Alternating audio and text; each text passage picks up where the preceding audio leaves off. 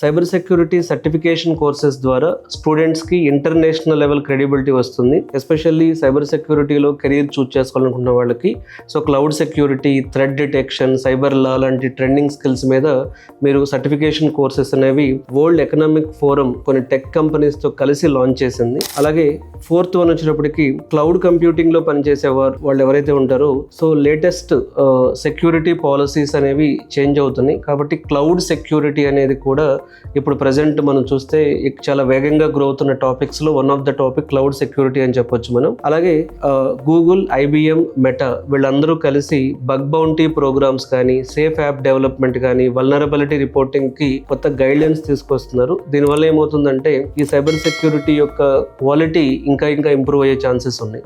ఇవి సైబర్ సెక్యూరిటీలో ఒక 5 అప్డేట్స్ కింద మనం చూడొచ్చు.